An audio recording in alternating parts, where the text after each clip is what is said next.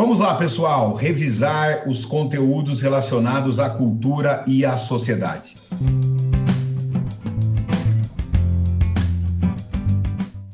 Exercício número 1. Sobre a questão do etnocentrismo, Roque de Barros Laraia escreve que o fato de o indivíduo ver o mundo através de sua cultura tem como consequência a propensão em considerar o seu modo de vida mais correto e mais natural. Tal tendência, denominada etnocentrismo, é responsável, em seus casos extremos, pela ocorrência de numerosos conflitos sociais, como xenofobia e a intolerância. O etnocentrismo, de fato, é um fenômeno universal. É comum a crença de que a própria sociedade é o centro da humanidade, ou mesmo sua única expressão. A dicotomia, nós e os outros, expressa em níveis diferentes essa tendência. Dentro de uma mesma sociedade, a divisão ocorre sob a mesma forma de parentes e não parentes. Os primeiros são melhores por definição e recebem um tratamento diferenciado.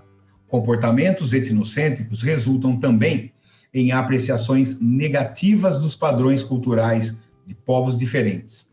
Práticas de outros sistemas culturais são catalogadas como absurdas, deprimentes e imorais. Muito bem, pessoal. Vamos por partes aqui. É um assunto que está no campo da cultura. A cultura é resultado de toda a criação humana, por isso envolve crenças, artes, moral, direito, utensílios, o idioma, enfim, e todo comportamento e hábito adquirido pelas pessoas na vida em sociedade a partir de um processo de socialização. É possível perceber, então, que há uma diversidade cultural e, diante dessa diversidade cultural, alguns valores da sociedade fazem desencadear o etnocentrismo, que foi já muito bem abordado no enunciado da questão. O etnocentrismo leva ao preconceito e à intolerância. O comportamento que se opõe ao etnocentrismo é o relativismo cultural, que é uma tendência em reconhecer a autonomia entre as culturas, portanto, sendo um comportamento tolerante e ético. E aqui vai uma dica importante. Desde a Declaração dos Direitos Humanos, o relativismo tem algumas balizas. Tudo aquilo que ultrapassa os direitos humanos não pode ser relativizado. Muito bem. Em resumo, Laraia tenta nos mostrar que o etnocentrismo é um conceito amplamente difundido nas ciências humanas, mas incapaz de explicar de forma pormenorizada a construção das identidades nacionais, das práticas culturais e as relações formadas pelo estranhamento do contato entre diferentes grupos sociais. Afinal, quem dispõe dos instrumentos de análise pode escolher, conforme seus critérios próprios, como catalogar o outro. A alternativa A é refutada pelo próprio enunciado, que questiona a linha de raciocínio exposta aqui. B. A cultura tem um papel fundamental na elaboração de visões de mundo e que o problema maior em considerar o etnocentrismo está no fato de que esse conceito não foi uma perspectiva cultural, mas apenas política, muito embora o autor não deixe claro essa contradição, já que ele próprio é etnocêntrico. É um texto técnico, em nenhum momento ele é etnocêntrico. Segunda coisa, o etnocentrismo envolve toda a cultura de uma sociedade e o preconceito político pode ser uma expressão do etnocentrismo. C.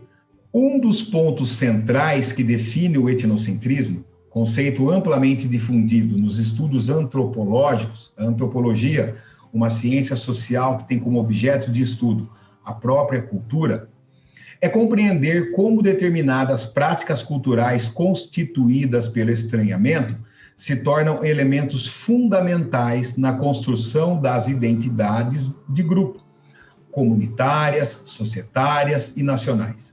Identidades que, por sua vez, estruturam-se por distinção, em que o observador assume para si e seu grupo a centralidade cognitiva. Exatamente, pessoal. É possível perceber na alternativa C o discurso etnocêntrico, né, de colocar a própria cultura como parâmetro para as demais, e inclusive está relacionada com o enunciado do nosso exercício. D. Para entendermos o real significado do etnocentrismo nas culturas ocidentais, será necessário pressupor que a dicotomia entre nós e os outros é um aspecto que deve ser superado por todos que desejam construir uma visão genuinamente etnocêntrica. Bom, pessoal, para ultrapassar a visão etnocêntrica, seria necessário adotar uma visão relativista. E não há problema em observar, agir e interagir a partir de seus próprios referenciais culturais. O conceito de etnocentrismo possui certa legitimidade, pois resguarda na centralidade cultural aquilo que uma raça tem de mais puro quando confrontada com outra. Bom, o problema de utilizar a própria cultura para observar as outras é desenvolver o etnocentrismo, o comportamento preconceituoso, intolerante, que causa muitos conflitos sociais. Exercício número 2. Na segunda metade do século XIX, a capoeira era uma marca da tradição rebelde da população trabalhadora urbana na maior cidade do Império, que reunia escravos e livres, brasileiros e imigrantes, jovens e adultos, negros e brancos. Então, a capoeira, né, era um esporte, uma arte, uma dança praticada pelas camadas mais baixas da sociedade. O que mais os unia era pertencer aos porões da sociedade, e na última escala do piso social estavam os escravos africanos. Então perceba que, né, entre as camadas mais baixas, o povo que ocupava a pior situação da sociedade eram os escravos africanos, né, que eram considerados objetos e não seres humanos, apesar de que a capoeira é uma expressão da cultura negra, é uma criação da cultura negra brasileira. De acordo com o texto, um fator que contribui para a construção da tradição mencionada foi a elitização de ritos católicos. A capoeira em nenhum momento tem correlação com as questões católicas e nós não estamos vendo aí nenhuma elite praticando a capoeira. B. Desorganização da vida rural. Em nenhum momento o texto faz referência às questões rurais, pelo contrário, né? É uma prática da população trabalhadora urbana. C. Redução da desigualdade racial. Negativo. Ainda que a capoeira seja praticada por diversos grupos, ainda assim é possível perceber que a população que está na base da pirâmide social é a população negra. D. Mercantilização da cultura popular. Nós não estamos vendo aqui em nenhum momento a capoeira sendo algo comercializado ou ensinado em escolas.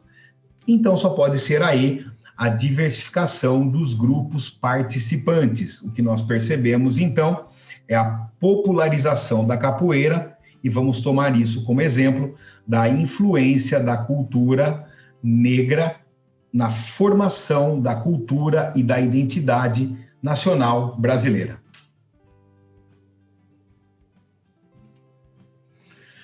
E o tema da indústria cultural. Bora lá revisar os principais conceitos aqui, pessoal. Exercício 1. Não estou mais pensando como costumava pensar. Percebo isso de modo mais acentuado quando estou lendo. Mergulhar num livro ou num longo artigo costumava ser fácil. Isso raramente ocorre atualmente. Agora minha atenção começa a divagar depois de 2 ou 3 páginas. Creio que sei o que está acontecendo. Por mais de uma década, venho passando mais tempo online, procurando e surfando em algumas vezes, acrescentando informação à grande biblioteca da internet. A internet tem sido uma dádiva para um escritor como eu. Pesquisas que antes exigiam dias de procura em jornais ou na biblioteca, agora podem ser feitas em minutos. Como disse o teórico da comunicação Marshall McLuhan nos anos 60. A mídia não é apenas um canal passivo para o tráfego de informação. Ela fornece a matéria, mas também molda o processo de pensamento. E o que a net parece fazer é pulverizar minha capacidade de concentração e contemplação.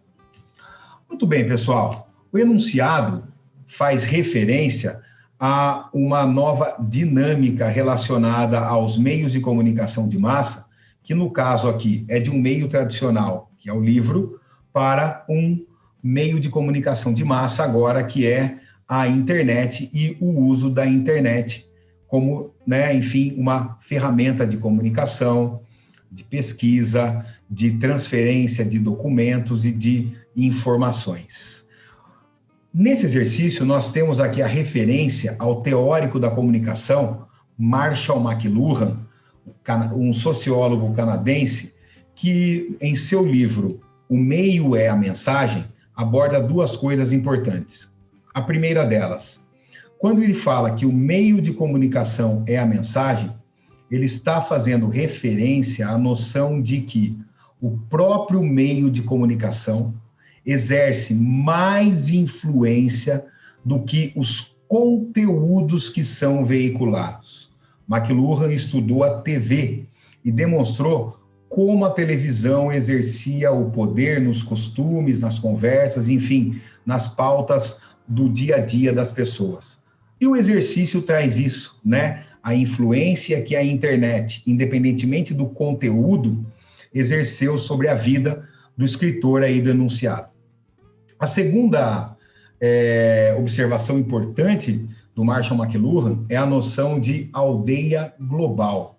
Por aldeia global, é preciso entender que as tecnologias de comunicação utilizadas pelas pessoas proporcionam que as pessoas se conectem, ou seja, vivenciem ao mesmo tempo fatos, eventos, enfim, que acontecem em diferentes partes do mundo, como se fosse numa espécie de aldeia mesmo. Então, a ideia aqui, o McLuhan, mais uma vez, está falando do poder que teve a televisão lá na década de 1960, retratando alguns fatos de alguns lugares para outros lugares e promovendo uma interação entre as pessoas de lugares diferentes. Some a isso, por exemplo, na era da internet, em que o uso de uma hashtag, por exemplo, Black Lives Matter, ganha o território global e faz com que as pessoas interajam e fiquem por dentro desses eventos ao mesmo tempo, simultaneamente. Vamos para a pergunta. Em relação à internet, a perspectiva defendida pelo autor ressalta um paradoxo que se caracteriza por associar uma experiência superficial à abundância de informações. Exatamente, pessoal. Ele fala que surfa pela internet e perde o foco, uma vez que a abundância de informações faz com que ele transite de um site pelo outro sem, de fato, focar no seu trabalho. B, condicionar uma capacidade individual à desorganização da rede. Pelo contrário, a capacidade individual aí, ele questiona, inclusive, dizendo que está perdendo a possibilidade de concentração e etc., mas a rede é organizada. Quem desorganiza somos nós, usuários. C, agregar uma tendência contemporânea à aceleração do tempo. Negativo. O próprio enunciado, nos deixa a impressão de que ele perde muito tempo e o tempo fica acelerado porque, o escritor aí do nosso exercício fica transitando de um site por outro, vendo coisas fúteis com relação ao seu trabalho. D, aproximar uma mídia inovadora à passividade de recepção. O que a internet não tem é a passividade, é uma mídia inovadora, mas as pessoas são ativas, né? Quer dizer, esse cyberespaço, essa cybercultura, depende da interação e do preenchimento, né, dos conteúdos aí feitos pelas pessoas. E equiparar uma ferramenta digital à tecnologia analógica. Em nenhum momento isso aparece no nosso enunciado, mesmo que ele fale do livro e compare com a internet, ele não está equiparando as duas, certo? Ele está se posicionando e contando um pouquinho como que a internet alterou a rotina de vida do nosso escritor do enunciado. Exercício número 2. O ensaio Indústria Cultural, o esclarecimento como mistificação das massas, de Theodor Adorno e Max Horkheimer, publicado originalmente em 1947, é considerado um dos textos essenciais do século XX, que explicam o fenômeno da cultura de massa e da indústria do entretenimento. É uma das várias contribuições para o pensamento contemporâneo do Instituto de Pesquisa Social, fundado na década de 1920 em Frankfurt, na Alemanha. Lembrando que Adorno e Horkheimer, então, são aí os sócios aí da Escola de Frankfurt. Um ponto decisivo para a compreensão do conceito de indústria cultural é a questão da autonomia do artista em relação ao mercado. Assim, sobre o conceito de indústria cultural, é correto afirmar, vamos por partes, né? Então, o que é a indústria cultural? A indústria cultural é formada pelas emissoras de rádio, de TV, pelas empresas que fornecem aí os conteúdos na internet, as que fornecem conteúdos em aplicativos, pela indústria fonográfica, fotográfica, do cinema, do teatro, enfim, né? Por essas empresas que se valem dos meios de comunicação de massa, da TV, do rádio, do jornal, da revista, do computador, do celular, para produzir em série, comercializar e lucrar com as mercadorias culturais, filmes, novelas, séries, jogos online, livros e etc. Para Adorno e Horkheimer, essa indústria de cultura promoveu uma cultura de massa, né? O que é essa cultura de massa? É a transformação do público em multidões padronizadas e homogêneas, ou no máximo, né? Setores da população compartimentalizados a partir de características semelhantes.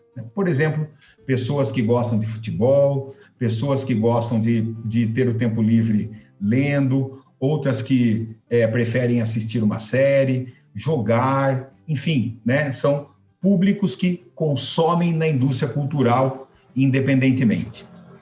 Alternativa A.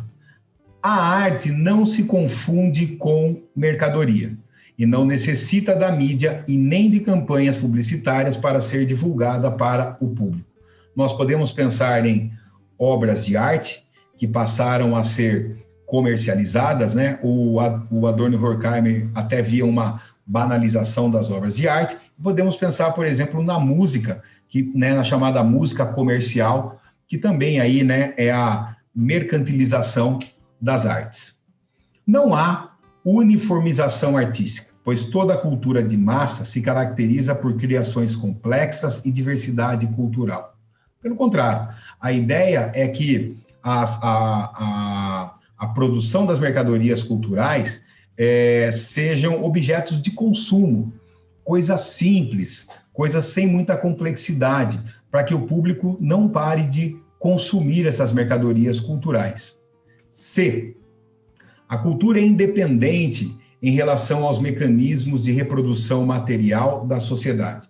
Pelo contrário, Adorno e Horkheimer percebem que houve, né, uma apropriação da cultura pela indústria cultural.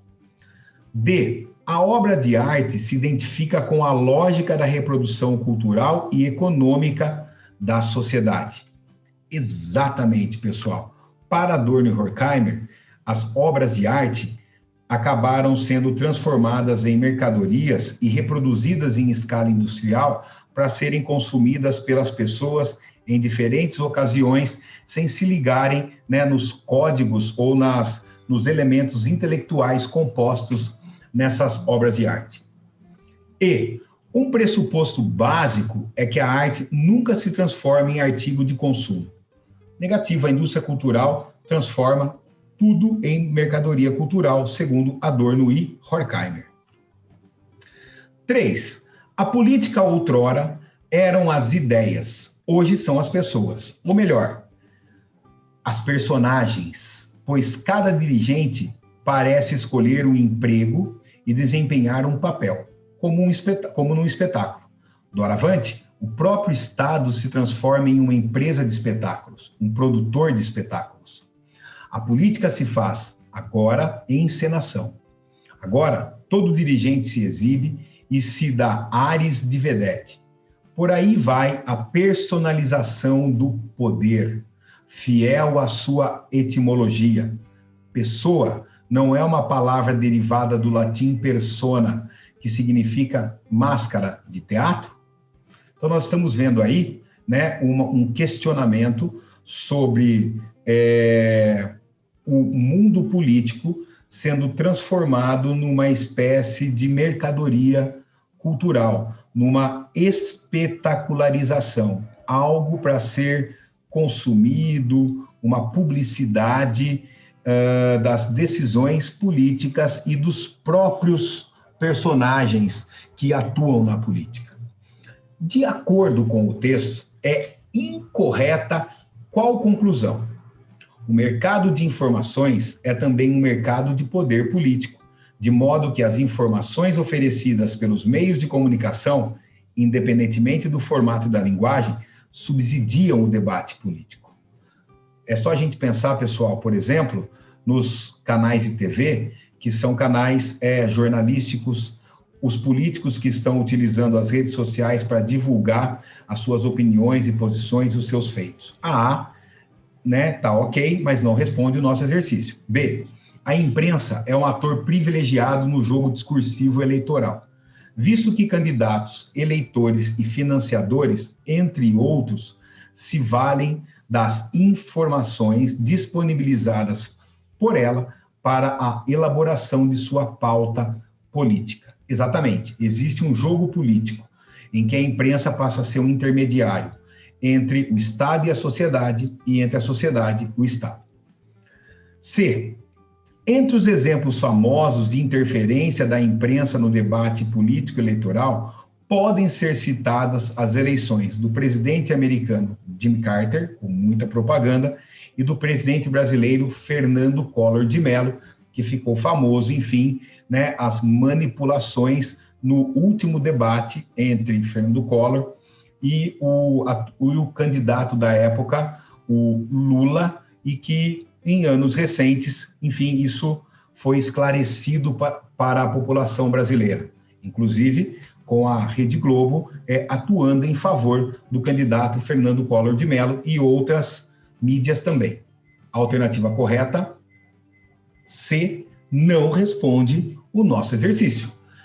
D, o voto de performance influenciado pela imagem pessoal dos candidatos não é relevante para a decisão de disputas eleitorais, já que a maioria das pessoas faz sua opção de acordo com alinhamentos político e ideológico partidários. Negativo, né, pessoal? O enunciado refuta esta alternativa, mostrando que a política virou um campo de espetáculo e que os meios de comunicação de massa seduzem as pessoas a escolherem os políticos a partir de algumas tendências pessoais e não por programas ou, né, por alinhamentos ideológico-partidários. Por isso, a D é a incorreta. As pautas políticas estabelecidas pela imprensa sofrem forte influência econômica, de modo que é possível constatar a existência de um mercado de ideias políticas que se limita à oferta de determinados modelos com aceitação previamente constatada. Exatamente, né, pessoal? É uma mercantilização da política, a espetacularização da política, a publicidade política. Firmeza, pessoal? Nós vamos ficando por aqui nesse SOS Focus. Boa prova, sucesso. Um abraço, valeu.